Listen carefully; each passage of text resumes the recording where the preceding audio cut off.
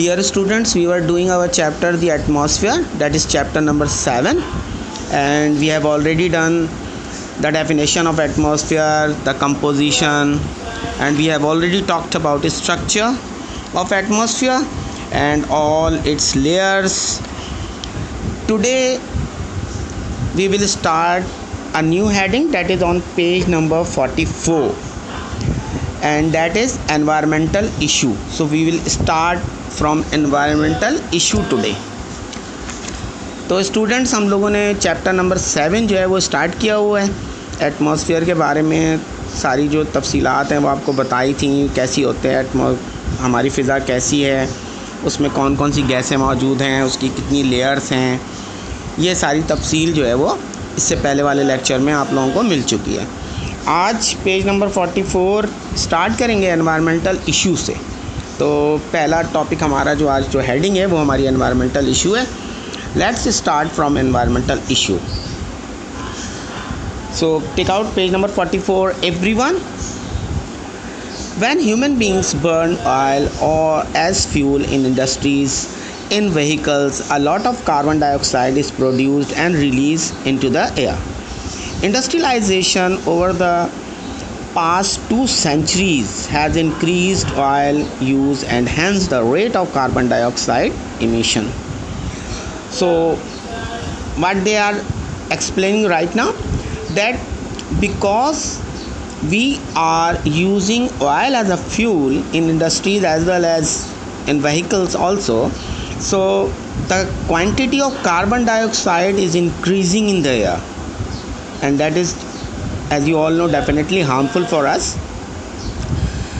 जैसे जैसे ये पिछले ख़ास तौर पर 2 सदियाँ जो हैं, इसके अंदर हम लोगों ने जितनी भी हमारी सड़कों पर गाड़ियाँ मौजूद हैं या इंडस्ट्रीज़ जो चल रही हैं, वो सब जो है वो फ्यूल के ज़रिए, ऑयल को फ्यूल इस्तेमाल करते हुए चलाई जाती हैं, और इसके ज़रिए जो गैस निकलती है वो कार्बन डाइऑक्साइड वो बढ़ती जा रही है फ़िज़ा में, और डेफिनेटली सबको पता है कि ये नुकसानदेह गैस है. Carbon dioxide in the atmosphere prevent the heat from the sun escaping back into space. Rising amount of carbon dioxide in the atmosphere means more heat is trapped on earth and the average temperature of the planet increases. Now what is happening? The carbon dioxide prevent heat to escape back from our earth, and what is happening, because carbon dioxide is increasing day by day, so more and more heat is trapped here in our earth atmosphere, which is definitely dangerous for us. Carbon dioxide gas का जो असल काम क्या है कि वो ना गर्मी को रोक लेती है, यहीं पर वापस नहीं जाने देती, रिवर्स नहीं होने देती, जो भी सूरज से हमें मिलती है. उससे क्या होता है कि टेम्परेचर राइज़ हो रहा है हमारी दुनिया में, और जब टेम्परेचर राइज़ हो रहा है तो डेफिनेटली तमाम चीज़ों पर उसके असर हो रहे हैं, और ये असरात हमारे लिए डेफिनेटली नुकसानदेह हैं. We have a different topic here, greenhouse effect, which is related to this. एक ग्रीन हाउस इफेक्ट का टॉपिक भी यहाँ पे मौजूद है, थोड़ा सा इसके साथ ही रिलेटेड है, लेकिन बहरहाल इसकी कंटिन्यूटी तो नहीं बन रही. इम्पैक्ट्स पे जाएंगे हम पहले, आखिर में इसको डिस्कस करेंगे. तो पहले हम इम्पैक्ट्स पे चले जाते हैं. एंड में कोई फैक्ट्स वगैरह होता है, कोई स्पेशल बात होती है. आपने देखा होगा कि वो कलरफुल एक अलग से तरीके से यहाँ पे बुक के अंदर लिखी हुई होती है, उसका कलर वगैरह चेंज कर दिया जाता है, इसीलिए ताकि वो कोई इंपॉर्टेंट फैक्ट्स होता है और उसको आप बाद में अच्छी तरह पढ़ लें, समझ लें, वो रिलेटेड होता है हमारे इसी टॉपिक से. So let's come to page number 45. On page number 45 we have heading impact, and that impact means कि कौन से असरात हैं जो कार्बन डाइऑक्साइड के यहाँ रुकने से हम पर पड़ेंगे. When the average temperature of the planet rises, the following things happen.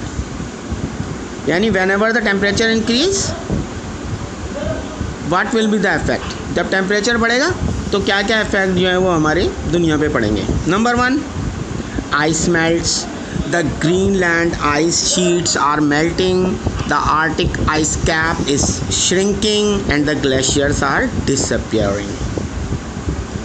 So what is happening because of this?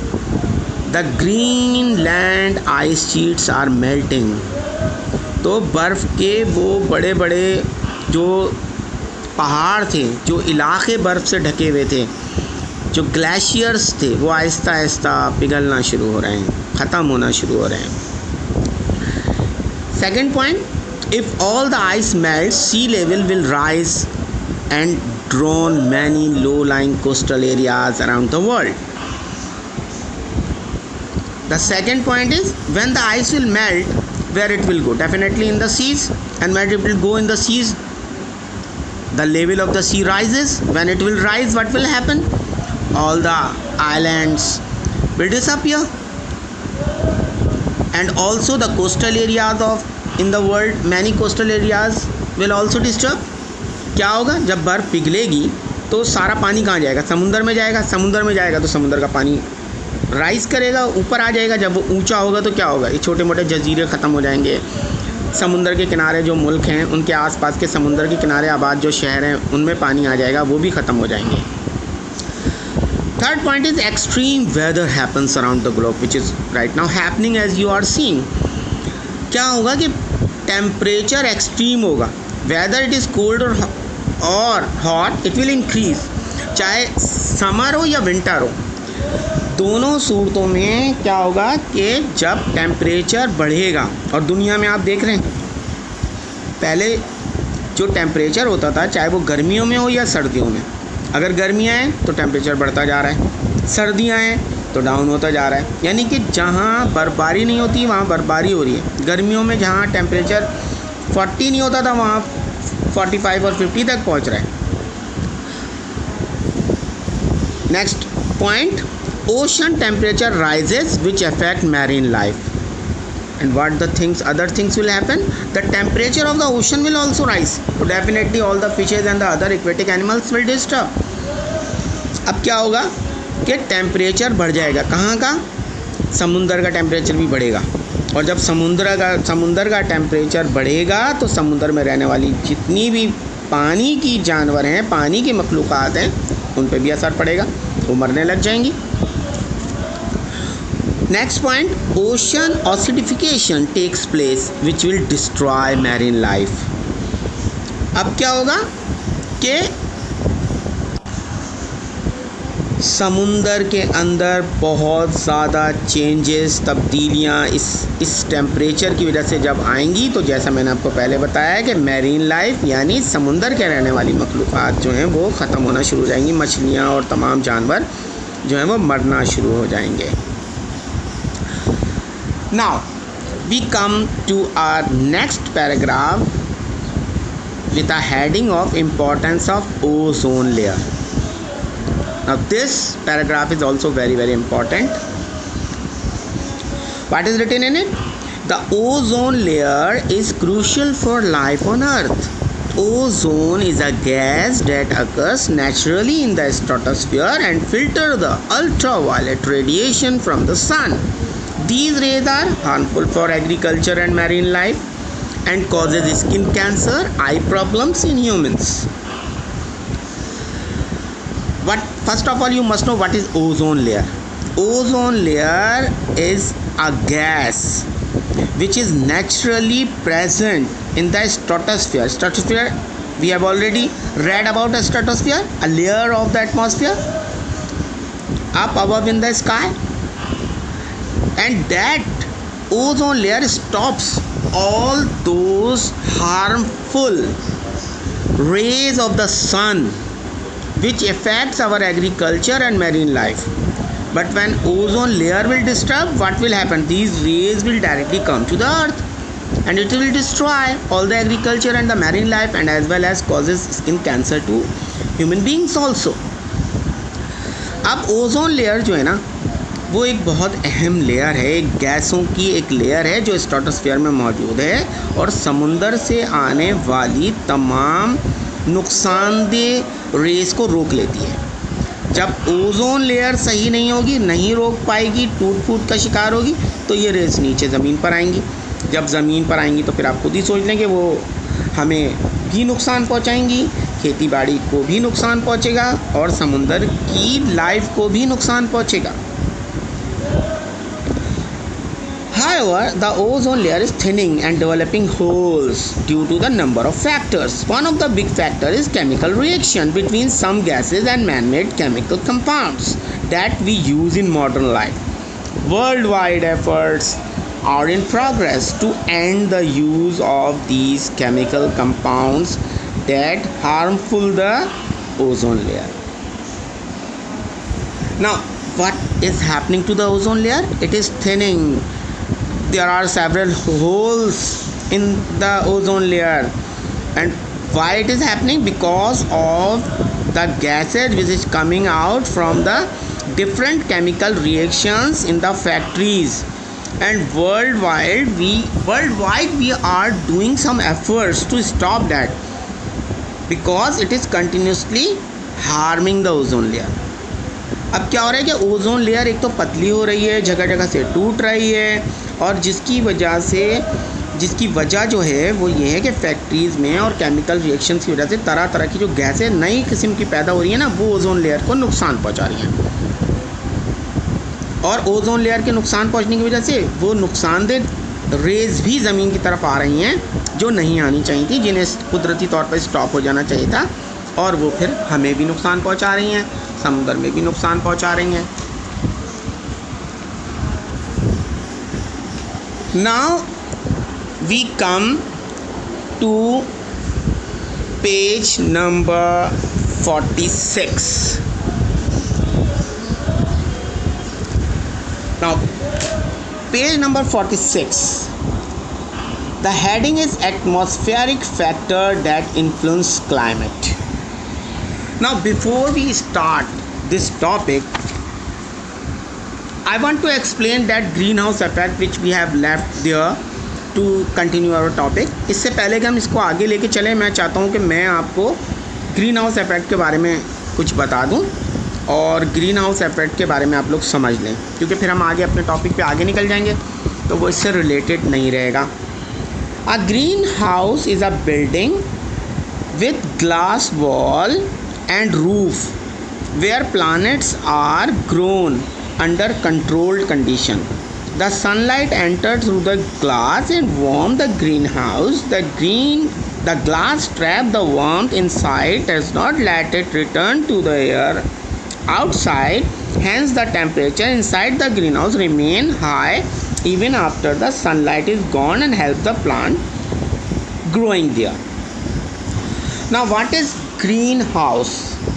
A greenhouse is a building of green glasses around it, and when the sunlight comes inside, it